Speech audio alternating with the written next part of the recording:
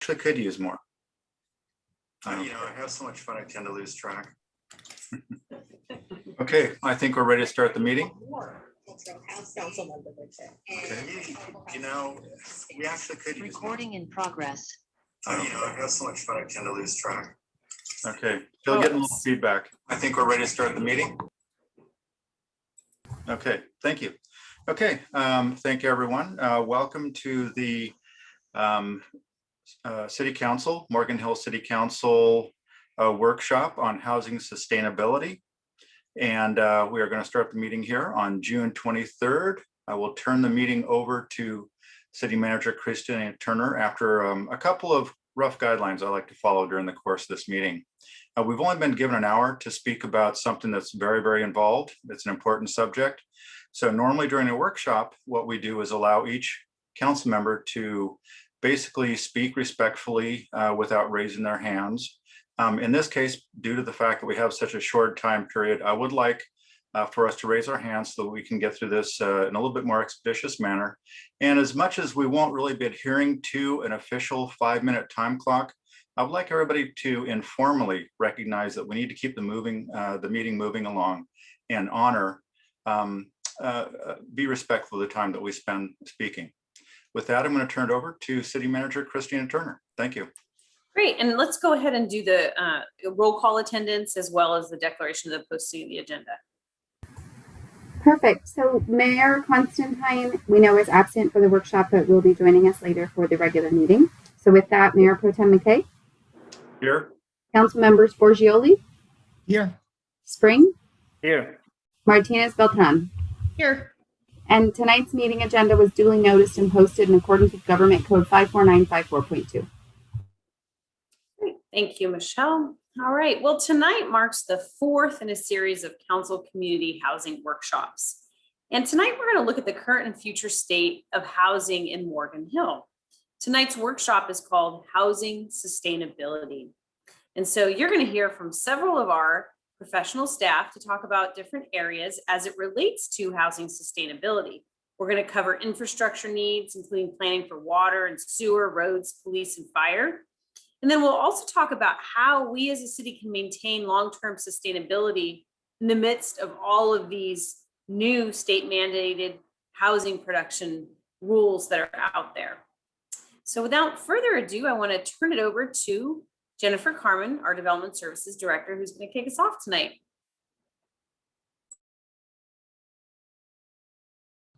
Always helps to unmute. Good evening. So we have our presentation coming up in just a moment. Thank you, Rebecca. So if we can jump to the next page. So we're going to start out this workshop with a quick overview of some of the issues that we've talked about in previous workshops.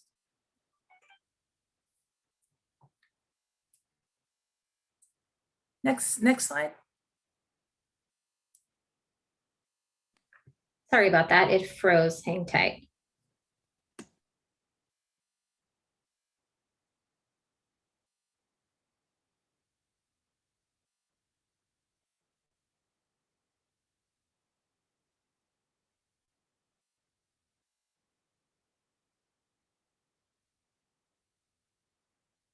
Thank you. So the sustainability vision for the city is outlined in our general plan, and we have a number of policies and goals in that plan that focus on creating a housing environment that houses everyone and creates a community that can age in place and have access to services, shopping, health, everything that people need for a high quality life in a city. We also have policies that encourage the balance between jobs and housing. Next slide. We also look at the general plan focuses on creating a robust mix of land uses. Actually, we jumped, Rebecca, thank you. And a focus on planning for fiscal sustainability that helps keep the pace of our high quality public infrastructure and services along with our housing development. Next slide. So as we talked about before, Morgan Hill is still growing at a fairly steady rate, even though we no longer have the Residential Development Control System or RDCS, and we can't necessarily control growth due to new state law. 70% of our residential land is currently in single-family home status. We're currently processing 13 different housing projects, and we do expect more to be coming in. And these 13 projects range from all different levels of hundreds of multifamily units for some of the affordable projects that you've seen before, and hundreds of single-family homes. What we are seeing as a trend as development continues to come into the city, the parcels are getting smaller, which means likely we will see projects being denser and taller. And that is a common trait that we're seeing all over the Bay Area. Needing to go vertical is something that's happening everywhere. So some of the challenges that we're looking at are what I just said about no RDCS program anymore. The state legislature is definitely removing local control from city governments. SB 330, which streamlines the housing process, includes limited hearings and limited city regulation. We do have a number of affordable projects that will be able to apply to our current and or future RHNA, depending on when those units come to play. Our next RHNA cycle that starts in January of 2023, we so far have an allocation of 1,037 units, which is just slightly higher than what we're trying to complete in this cycle of 928. And we're very fortunate. We did see cities actually get almost tenfold increases in the numbers that they have to produce, namely cities along transit corridors. And that is one, the fact that our number is low reflects the fact that we are not on what is technically a high quality transit corridor, even though it may sometimes meet that in the definitions that the state provides. Next slide. And now I'm going to turn it over to Edith. Talk about economics. Thank you, Jennifer. Jennifer gave you the lay of the land when it comes down to housing, the makeup of housing that we have. And this community has been actually very thoughtful in the way that we have been planning our community. There was a time that growth was happening at a much faster rate than we were able to keep up with our infrastructure, with our sewers, with the systems. And that's when the city put together the residential control growth system and master plans, right, on how to develop sustainably.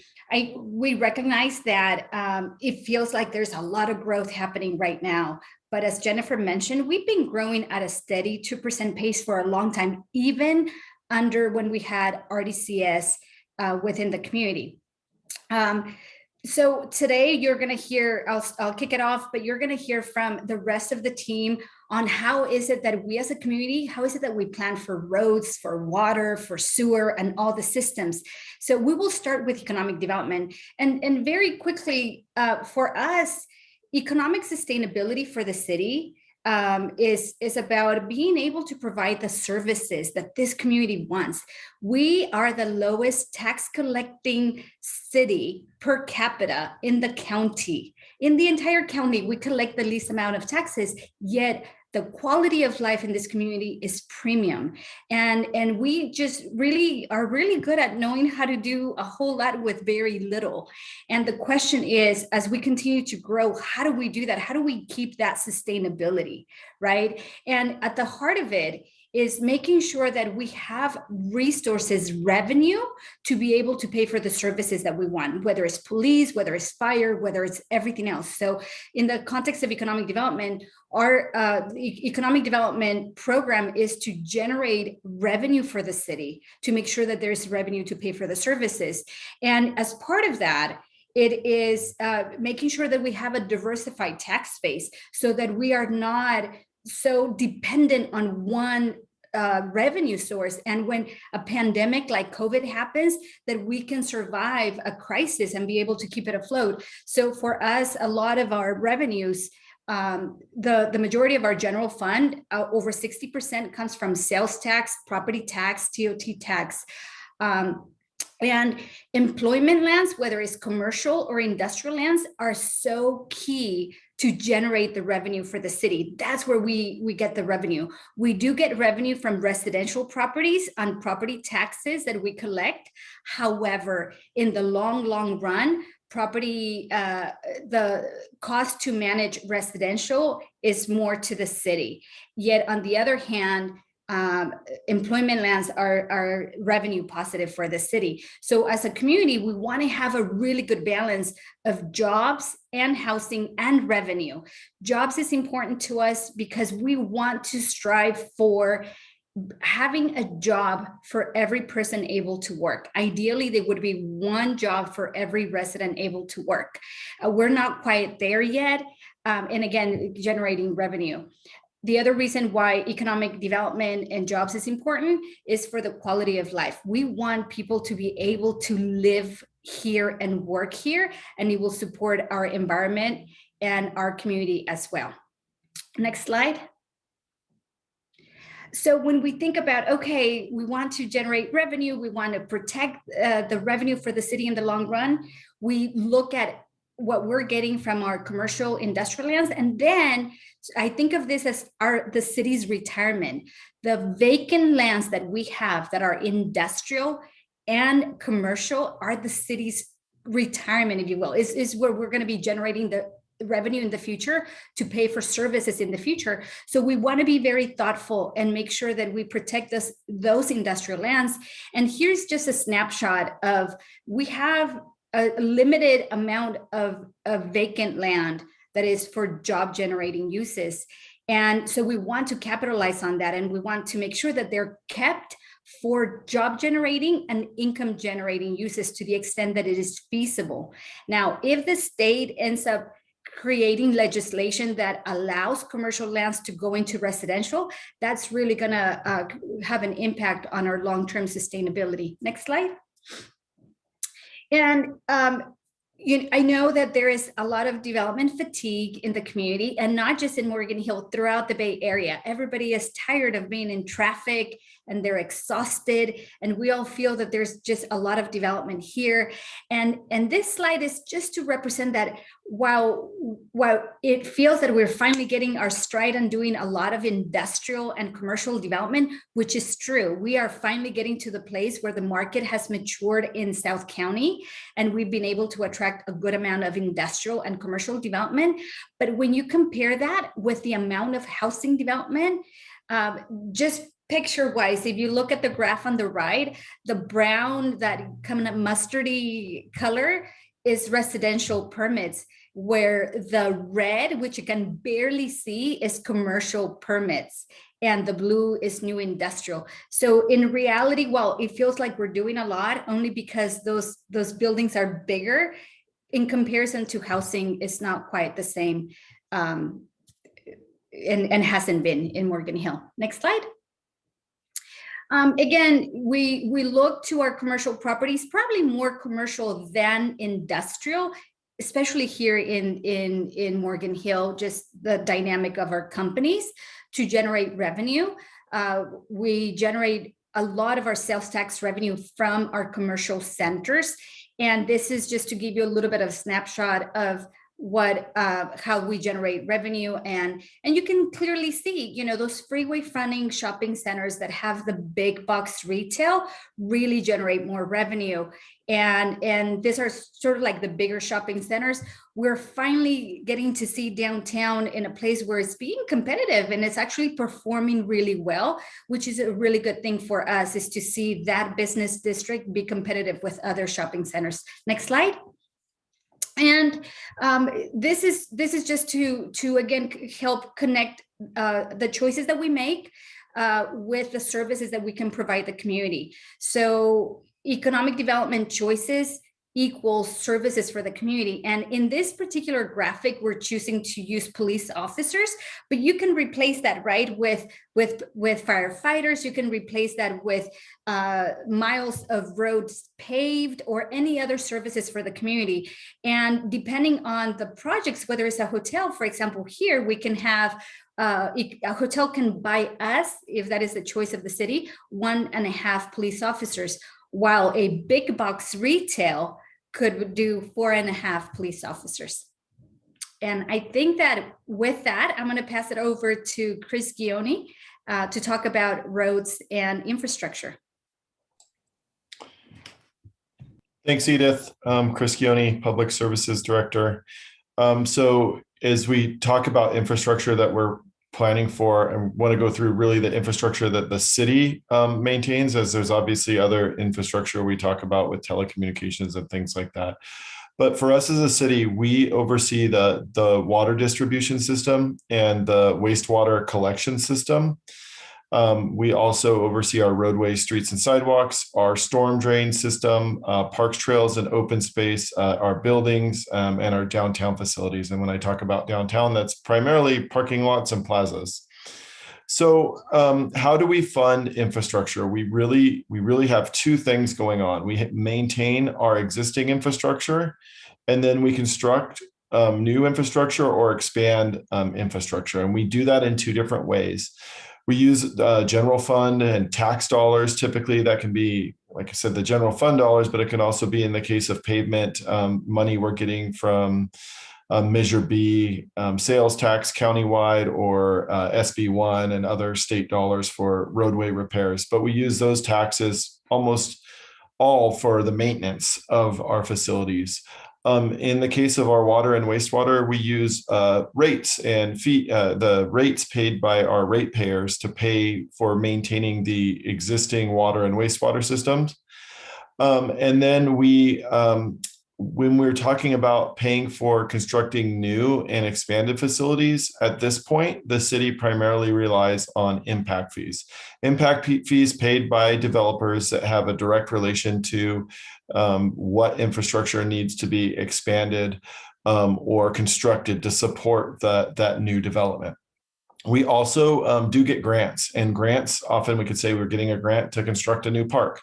We also really like the grants that are available for maintenance and repairs, but there's far fewer of them than there are for constructing new things. And just kind of examples, maintenance includes pavement repair, repairing our existing sewer lines. That would be maintenance versus expanding our sewer treatment plant. That would be something that's related to a new facility or growth. We can move to the next slide.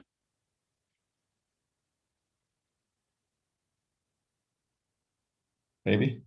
Okay, so just want to go through each of the areas. So our water system, as I mentioned, we collect rates, and we have impact fees, and the impact fees support the expansion. Our water system is actually very well maintained, and our water system needs increase with development. And we really look at our infrastructure master plans to guide us on this. So in our infrastructure master plan for water, you'll see there's new lines, new wells that need to continue to be constructed with growth, new water reservoirs. Those things would all be funded by impact fees. We also have retrofit of existing reservoirs or wells. Those are paid by ratepayers. The thing we hear a lot in the community now is, okay, well, how are you going to plan for the amount of water? So we are 100% groundwater based, and we talked about this at the last council meeting. And we rely on Valley Water to support the groundwater recharge, the imported water that supports the groundwater recharge. And as Tony mentioned just a week ago, that's imported water that travels through the Delta. But a point that we make, the entire county relies on Valley Water to manage their water supply. It's not just us.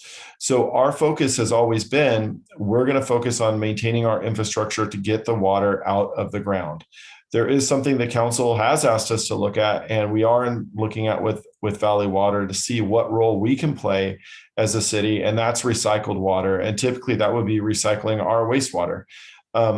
And we are actively looking at that. We'll be looking at that through our upcoming water system master plan that will be coming to the council in the fall, as well as many of the planning documents that Valley Water is working on.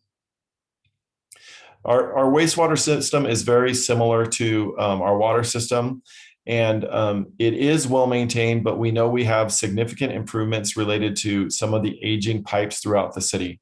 And we have embarked on a series of infiltration and inflow projects to repair those pipes. And that is water leaks into the pipes that are cracked in the ground. And when it's raining, that can inundate the sewer system and cause overflows. So we've done one major project, and we're just starting another project.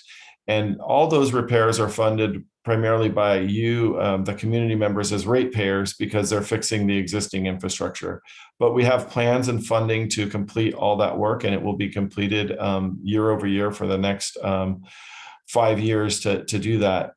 Now, when the wastewater capacity needs increase, that is related to development. And as such, we have just begun a project partnering with Gilroy in our with our JPA, the South County Regional Wastewater Authority, to expand the treatment plant, and that is being funded completely by impact fees for new development. Roadways and streets. We have a lot of discussion on how our streets are doing. Well, our streets are doing pretty well compared to the rest of the county. We've made a lot of investments over the years, including general fund dollar investments, in addition to the gas tax dollars we were getting. And with that, those general fund investments, as well as the dollars coming recently from the county Measure B and the state SB1, we are doing very well in maintaining our streets, and have done a major projects every summer for the last 5+ years. And with that increased funding, we are doing well on maintaining our arterial streets. We know we have a long way to go on many of our older streets, but when development comes in, they usually construct all the collector streets and residential streets. And the streets that have been built in the last 20 years, we typically have almost no problems with because of how they're constructed. The streets that typically fail more repeatedly are the older streets. Now, what we collect impact fees for on this side isn't to maintain our streets, because that's maintaining existing facilities, but it's to fund traffic congestion improvements. And those are typically, previously it was Butterfield Boulevard construction. Now it is improved traffic signals, and obviously the Hale Avenue extension is the focus there. So with that new development, it contributes to traffic, and new development is required to pay those impact fees so we can improve traffic with better signals, wider roads. However, what we can't do is effectively mitigate the cut-through traffic that's coming from throughout the city, because our development doesn't pay for that. So traffic continues to get worse, and we, as a lone city, are not going to be able to deal with that traffic that comes from growth outside the city. If it was just growth within the city, we could take care of it, and we would plan for that. But with all the jobs and with the greater number of jobs in the north and housing in the south, we are having difficulty on that. And as we've talked about before, we really are focusing on a regionally advocating for widening the 101 and more service as far as Caltrain and VTA bus routes. And then the last one I just really wanted to hit on is parks and recreation, because it is impacted by growth. And it is the area we struggle the most in maintaining our parks. Our recreation facilities are primarily operated on cost recovery, and we use our impact fees to construct new rec facilities and new parks. But with the limitation on funding for park maintenance, that is where we struggle with the most. And we actually will have money paid by developers to build new parks, but maybe not the dollars to maintain them. So that's one of the things that we really are focusing on and trying to improve. And it's important because we have the same number of community parks, which are very highly used. And as growth comes, if we don't expand and build more parks, then those parks become more and more impacted because more people are using them. So just kind of in summary on infrastructure, actually over the last half of a decade, our infrastructure has improved quite a bit in almost every area except for parks. And we had an unfunded infrastructure need in 2014 of $5.8 million annually, and that is now just down to over $600,000 annually. So we've made significant improvements. and are hoping to continue doing so. The biggest risks we see right now are legislation at reducing impact fees that can be collected by us. And there's legislation right now that would eliminate impact fees for affordable housing, which may be noble in cause, but there's not an alternate method for us to collect fees to maintain that infrastructure. As well as, I've said this before, state requirements for managing stormwater continue to grow, and it's something we continue to focus on. So those are the two big risks as far as infrastructure in the future. And I think that is my last slide, and I'm throwing it over to the police chief. Thank you, Chris. Planning for and maintaining long-term public safety sustainability with new housing production turns our attention to these 5 areas in policing. Crime prevention through environmental design. We must maintain police engagement with providing recommendations for a safe and secure community when developing neighborhoods. This is done through natural surveillance and visibility, lighting, territorial reinforcement, space delineation, and natural access control. Next, with new housing comes an increased workload for public safety. To meet these needs, our plan is to conduct a police workload study to evaluate response times, beat structure, and staffing in all divisions. As we do now, we align our needs with available grants, cost recovery fees, and other funding opportunities. Part of the workload study would evaluate alternative approaches to public safety. Currently, the city of Morgan Hill supports and embraces a community policing philosophy and a culture that utilizes a variety of engagement programs to enhance relationships and partnerships. Alternative approaches include civilian teams employed to help police officers by responding to and investigating lower priority calls for service, utilizing mental health teams where clinicians are the first responders, and other considerations are increasing partnerships with community-based organizations to enhance after-school or summer programs, such as homework clubs, sports activities, provide trade skills, and other opportunities for underserved youth. Next, today, many police departments are using a variety of technology options, such as, or being a force multiplier in line with the 21st century policing. Recommendations, best practices, such as surveillance cameras, gunshot detection systems, automated license plate readers, body cameras, drones, robots, and other technologies to prevent, respond, and investigate crimes.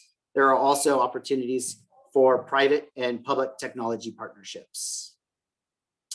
Next, as Morgan Hill continues to grow, impacts to our unhoused and mental health community will also increase.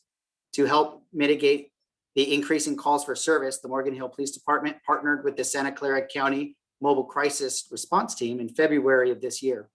To date, 101 community members have been contacted and have been connected to various mental health and housing resources. Calls into the Mobile Crisis Response Team from the community line have also increased, meaning the community is seeking mental health support outside of law enforcement involvement, which is a great success. An expansion of services and a long-term sustainable approach will be required to meet these needs. Lastly, as the city grows, the police will grow, and we are nearing capacity at our police facility. We will need to expand and improve the north side of the police building that is currently being leased out. This concludes the police sustainability focus. Now changing gears to broadband.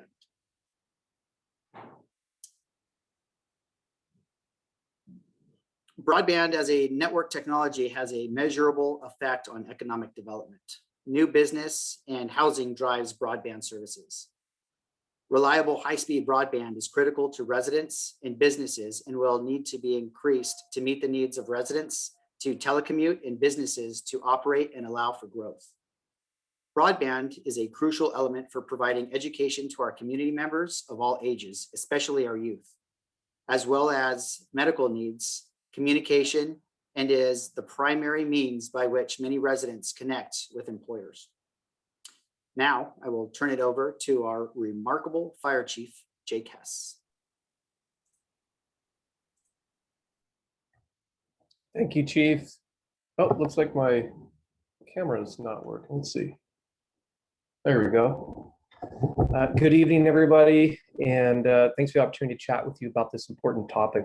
I wanted to start off with, it's really important for the council and the public to understand that the fire department, via the fire marshal and myself, we are engaged in every step of development. So maybe some folks don't understand that, that we are in on the ground floor in every new project. This is an important concept because we're applying the fire department lens and applying code and looking at things such as emergency access and water supplies, addressing street names, construction types, materials. And it's important to understand that we have multiple examples where construction types and even building types and building configurations have had to adjust after we have had an opportunity to lay eyes on the project and to really add some additional mitigation efforts in these particular buildings. Next slide here. So what does that mean to us moving forward as we monitor and adjust to meet the need for our call volume? It's important to look at the data. And you've probably heard me say this before. You know, we have input from multiple programs, but you really have to look at the data to drive where we need to put our needs. And so 77% of every call for service for the fire department in the city of Morgan Hill are medical and orientation. Those are our EMS calls. That's people picking up the phone, calling 911. So about 4 to 5% of our calls are fire oriented. So with that, it's important to share with you the fact that the Morgan Hill Fire Department meets the contractual EMS agreement with the County of Santa Clara. 96.5% of the time, we meet our 7-minute and 59-second obligation to provide advanced life support to everybody, everywhere in the entire footprint of the city. So with that, as we start to look at additional buildings, additional citizens, as the city continues to grow, and we're looking at this in the long term, currently we're meeting our needs for our EMS.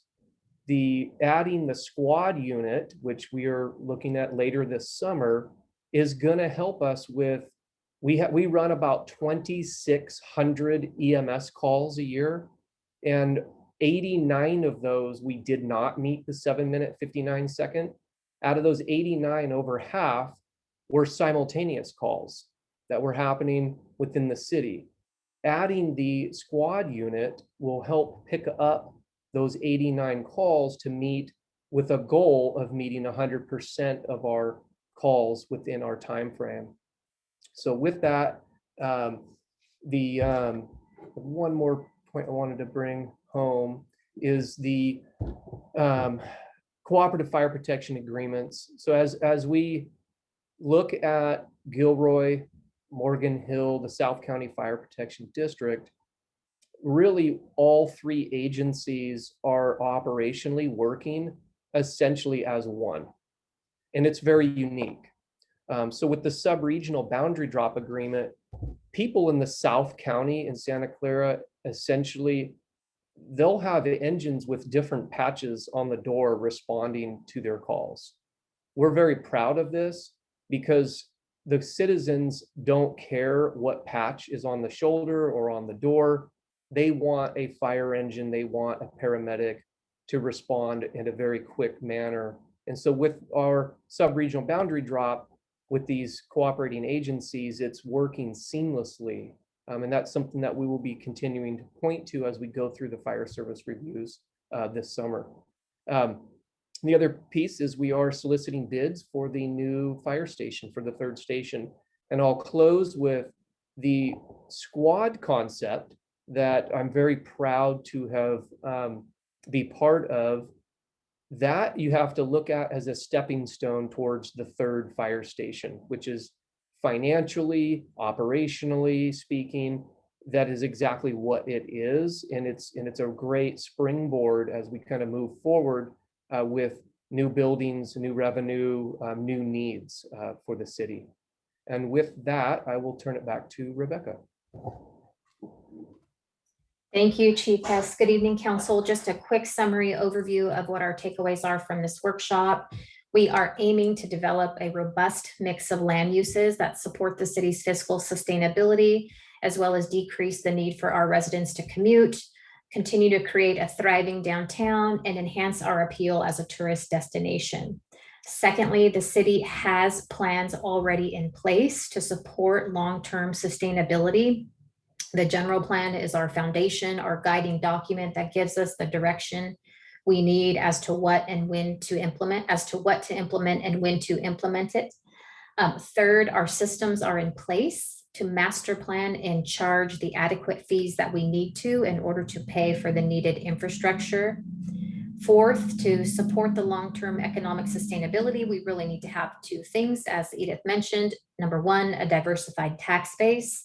And number two, a balanced mix of uses. We need industrial revenue generating lands to match the pace of housing that we are building. Essentially, sustainability is associated with the number of jobs and the revenues to maintain the quality of life that we have promised our community. Additionally, unknown legislation, as Chris mentioned, could be a challenge and could permit commercial land conversion to residential, as well as eliminate impact fees on affordable apartments.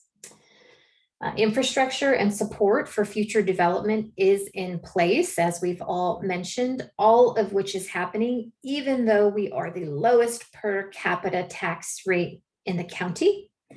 And lastly, Morgan Hill has long-term financial unfunded infrastructure needs. So while we are the recipient of the lowest per capita tax rate in the county, we do have longer term financial unfunded infrastructure needs that we will as a community need to solve for. It is 6:07 and we are happy to answer any questions. Okay, so with that, thank you very much, staff. That was great reporting, great reports. We're now at the fourth of 4 workshops, and I would like to recognize Councilmember Spring first, keeping in mind that I would like to open this up to public comment around 6:20. Thank you. Please proceed, Councilmember Spring. Thank you. I'll keep it short. With regards to the growth, I want to throw in the numbers a little bit differently than they were presented. Between 2010 and 2020, Morgan Hill grew by 20 to 25%, depending on source.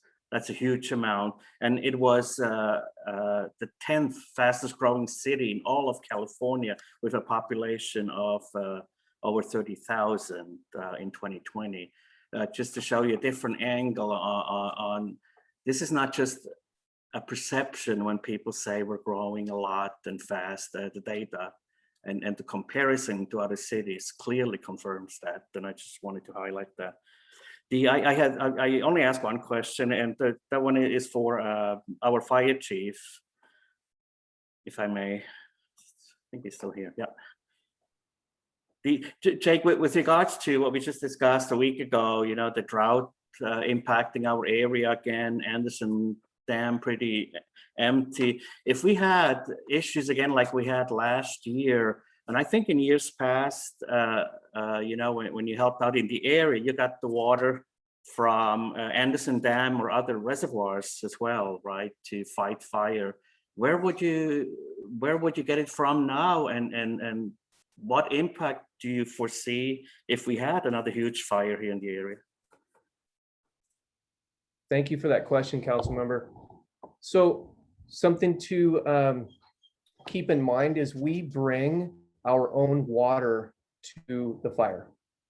So this came up recently in a couple of statewide meetings, and we bring water with our fire engines. Our helicopters and aircraft, of course, find their own sources kind of locally. So we're not, at the end of the day, water source has never really been an issue for the firefight, because quite often with bulldozers and hand crews and aircraft are truly what contain and control fires.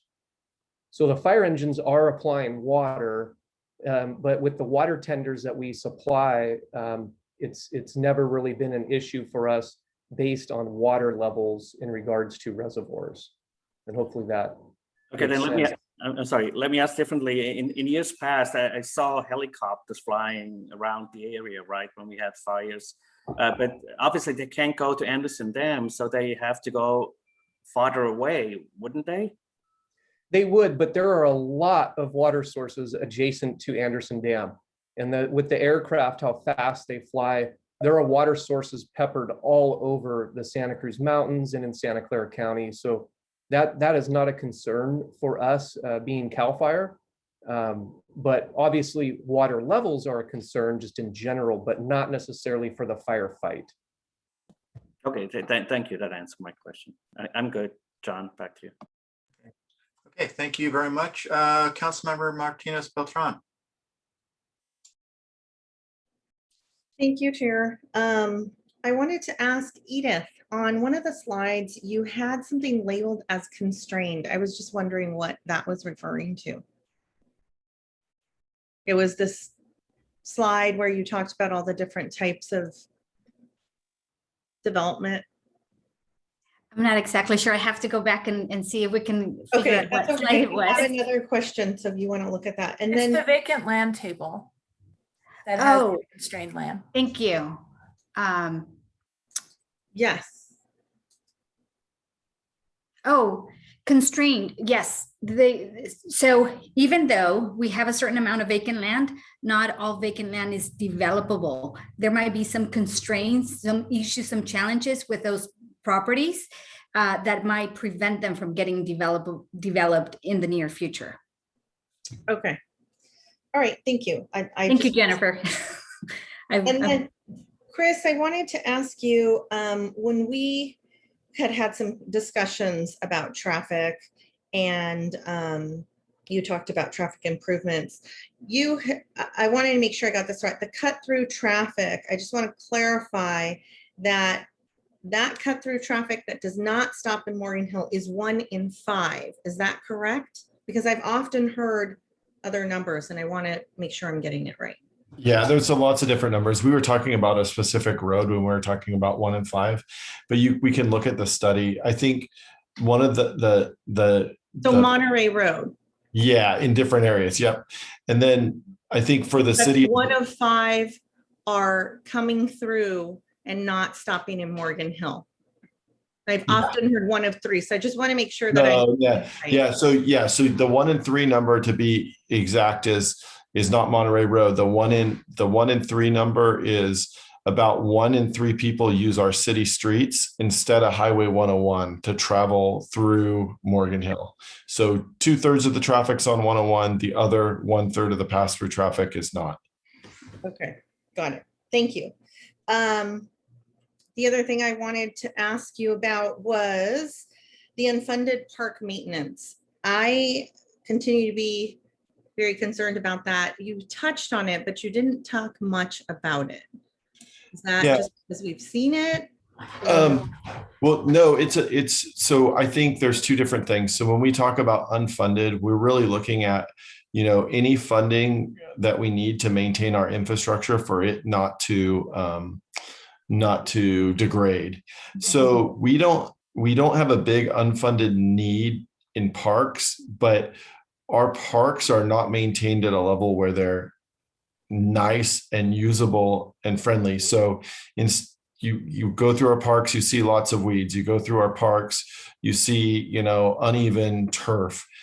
We don't view that as completely an unfunded need. It should be better, but it's not unfunded the same way we would say a section of our pavement program's unfunded, because it's going to degrade from the unfunding it has. But there definitely is, if we wanted to improve the quality of our maintenance in parks, there's a lot that we could do. We could Okay. spend a lot of money, and we haven't quantified that dollar amount. Okay, great. Thank you. Chief Pelsgrove, I wanted to ask, as we grow, where do you anticipate that we are going to be the most stretched in the short term I for don't the police see that- department? Yeah, the police department's usually down 10% of its personnel due to injuries or other issues. If we're fully staffed, I don't see any short-term burdens on the police department. Okay, so if anything, it would be, your concern would be more around staffing, if there Yes. were to be. Yes. Okay, great. And that's all I have. Thank you. Okay, thank you very much. Councilmember Borgioli. Thank you, Councilmember McKay. Looking at the time, I'd rather cede my time to the public. I think that's more important right now. Thank you. Okay, thank you, Councilmember Borgioli. If there's time afterwards, we can return to any questions you have. We may just have a little bit of time left here. So thank you very much for that. So with that, I'm going to go ahead and open it up to public comment at this time. Do we have any speakers? I can't really. So at this point, we do not have any hands raised from the public. Anybody who's calling in can dial *9 to raise their virtual hand, and we'll give it just another moment to see if any members of the community have any questions. While we're waiting, if I could ask staff, at this point, we're at the end of a series of 4 housing workshops. Are you open to answering any remaining questions that might have been lingering from the previous workshops? Okay. Certainly. Okay, great. With that in mind, do we have any hands that popped up now? No hands, I think. Oh, there we go. Armando Benavides. Okay. Mr. Benavides, you have 3 minutes. Please proceed. Thank you very much. So I know that with the 2035 general plan basically addresses the population growth that would be reasonable and expected. However, as we know now, we'll probably reach that cap, the population cap, probably before 2025, the way the state has mandated the unrestricted growth for the different types of housing development. So I'm kind of wondering how it is that we're going to be dealing with the growth that we expected when the general plan has really been designed with a cap of about 48,000 by 2035. As I looked at the current figures, it appears that we are pretty much close to that, or maybe even going to surpass it. We do have a lot of building going on. We have the new Trumbull Crow 263 houses. We have 2,000, I believe. We have a lot of units coming up. So I'm kind of wondering, how is it that we're going to adjust to that level of growth and maintain our infrastructure and water and all that when the general plan basically did not even factor all those new changes that we're experiencing? And not only that, but also the regional growth from all the different cities. And I see that, we do see that when we look at population growth, a lot of the new areas that are being developed, and like you said, some of them we're not going to be able to collect impact fees. I'm just kind of wondering how we're going to maintain all the infrastructure revenue growth and maintain the quality that we have expected. That would be my question. How do we factor in the fact that we're supposed to be at 48,000 in 2035 and we're almost close to that now? Thank you. All right. Okay, I may have misunderstood some numbers there. Who would like to take this? I was going to suggest, I don't know if you want to finish public comment before we run out of time. We do have one more speaker. Yeah. We have one more speaker. Okay, Yeah. Are you ready? Okay, Yeah. Rocky Garcia. Okay, let's proceed. Mr. Garcia? Good afternoon. This is Rocky Garcia. I had comments, but I'll save them for later on the physical sustainability of new homes. There's a price point at new homes at which they contribute not only to property taxes, but also to sales tax dollars to the city. And I'll work with Rebecca on those particular issues, especially in the affordable by design. But my main thing I wanted to really talk about is something that Glenda is super involved in, and that is working as the chairman of the St. Louis Foundation and the Valley Med Foundation to provide new ambulances for our hospitals down here to support what Fire Chief Hess had to say. They're having a fundraiser coming up in December, and I would hope that all of you would support that fundraiser. Again, it will also help supply ambulances to the 2 hospitals in our communities. So you all know that we're home builders, and we've given our 2 cents worth on the affordable by design, and I hope that that discussion continues on in the future. Thank you very much. Mr. Garcia, we will actually be moving to a closed session promptly at 6:30. If you have a question, now would be the time. You know, John, I took away his permission to talk, so hold on 1 second. And then Rocky, you should be able to unmute if you wanted to ask your question. Did you hear Am I my back comment? on? Yes. Yeah, no, thank you, Mr. McKay. I think I've said what I need to say before. My main pitch today is for the ambulance and working with the community and you city council people on helping out Valley Med and St. Louis. Okay. Thank you. Okay, no further questions then. Okay, With that, we have no more hands up. we have another one? No, we have no more. Okay, thank you very much. Okay, so who would like to respond to the first question from the public? Well, the population cap that's in our general plan is 58,200. So I think there was 10,000 missed there. But was there any further explanation of how we might start to make adjustments? Because I know that growth is probably going to exceed our expectations. Is there, what can we expect as far as adjustments over time? I think we've had discussions like this, and I do believe we are prepared. Would somebody like to speak to that? I'm happy to. As part of our general plan updates that we'll be moving forward with, which is the housing element and a number of subsequent elements in the next 2 years, that is an opportunity to also look at edits to our land use element and look at the overall growth that we're planning for, whether or not we do need to modify that, and perhaps look at trends to see whether or not that 58,200 is achievable prior to the 2035 date. Otherwise, and then we could plan accordingly and look at a revised number if that's necessary. But those are the work processes that number will be looked at as we're planning for new growth within the city. Okay. So my understanding is that we will deal with that in a progressive manner as we see the need. So thank you very much. So let's return to council comments and final questions and comments. Councilmember Martinez Beltran. I just want to ask Jennifer, thank you, Chair. I wanted to ask Jennifer, where are we at now population wise? And do we have any rough estimate as to where we'll be in 2035 based on the numbers we've seen recently in the last 6 months? Thank you. We have not done any recent projections. That is work that will be done as part of the housing element. And where are we at now?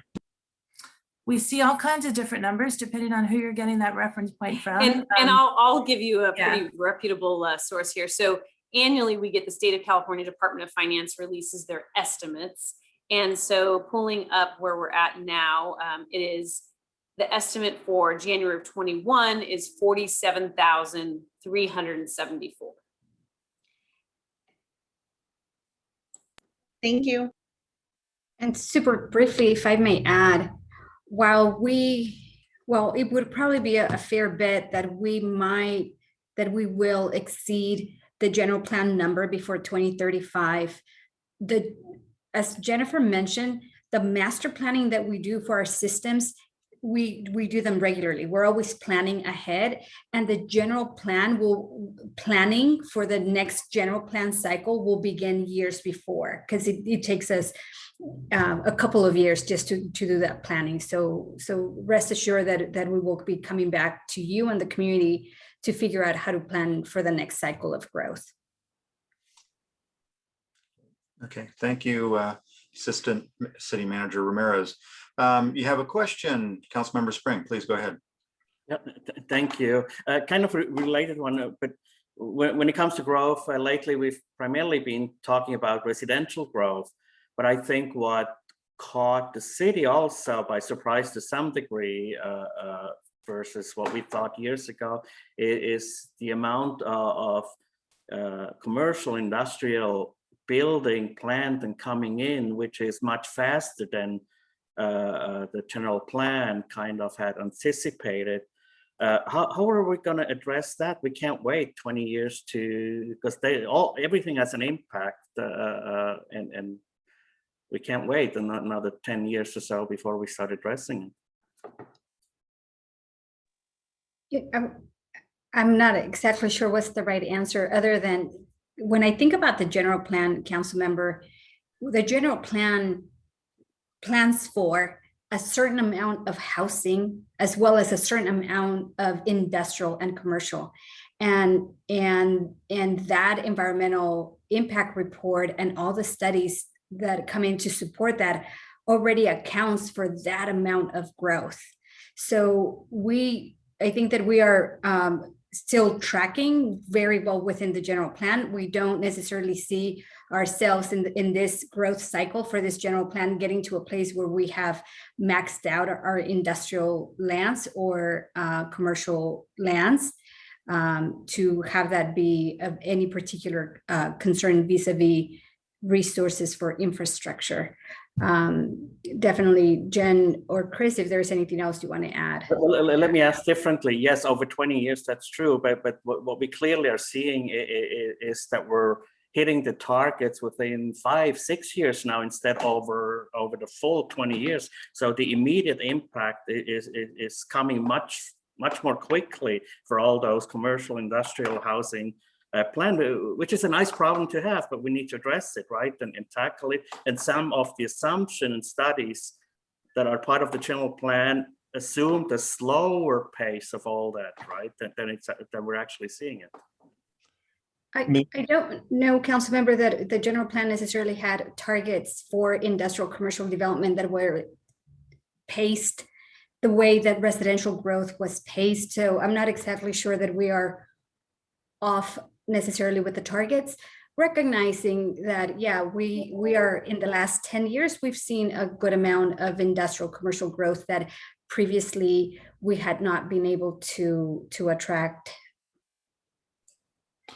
Maybe Edith, if I can add, when we look at our infrastructure master plans, especially as it relates to water, wastewater, stormwater, the general plan sits at like 30,000 feet. And then our infrastructure master plans, which we update more often, sit at closer to 10,000 feet. But even in those cases, there's room for things to be accelerated, whether it's housing or non-residential. And we're monitoring that. So the plan guides us on those improvements, but we still have to look at them in real life and then transfer them to the CIP, which we update every 2 years to monitor what we need. The good thing right now, while we're collecting impact fees from this growth, is if growth increases and comes sooner, we collect those impact fees sooner so that we can use them to make those improvements sooner. So we are constantly looking at that and evaluating that. So we are prepared on that end to keep up. And then as if needed, we'll bring those infrastructure plans back to you faster. Okay, Councilmember Spring, I hope that answered your question, because we are about to move to the next phase of the meeting. Is that everything okay? Do you have any other questions? Yeah, we'll talk more about this topic. I'm sure we'll keep us busy, but yes, for today. Okay. for now. Okay. With that, thank you very much. Thank you very much for participating in our fourth and final housing workshop. With that, I see that the real mayor is in the room, and I will turn this back over to the mayor and city manager at this time. Thank you. Well, thank you, Mayor Pro Tem, and hello, everyone. And we will be moving now to our closed session. And at this time, I will ask if there's any members of the public wishing to address us on our closed session. Mayor, would it be helpful to have the city attorney announce the closed sessions first? Okay, thank you. I'll have the city attorney please announce the closed session. Thank you, Mayor. Council will be adjourning the closed session on 3 items. For 2 our conferences with real property negotiators under Government Code Section 54956.8. This is for property number APNs number 817060001 and property number APN 762-61-3052, which is the Community and Cultural Center. And then the third closed session will be a conference with legal counsel on anticipated litigation under Government Code Section 54956.9 sub D sub 2. 1 case. Great, thank you very much. I also want to thank the city clerk for keeping me honest, and I will now ask if there's any members of the public wishing to address us on the closed session items. I do not see any hands going up, so I will then close public comment and we will adjourn to closed session. And I'll ask the city clerk, do you need about 5 minutes to close us out? I have set the city manager up as an alternative host, so you can exit this webinar. And then I sent the link out yesterday. I can resend it right now if that would be helpful, to join the closed session. And then when your closed session is done, you will come back into this webinar. Sounds good. All right, we'll see everybody in the other webinar.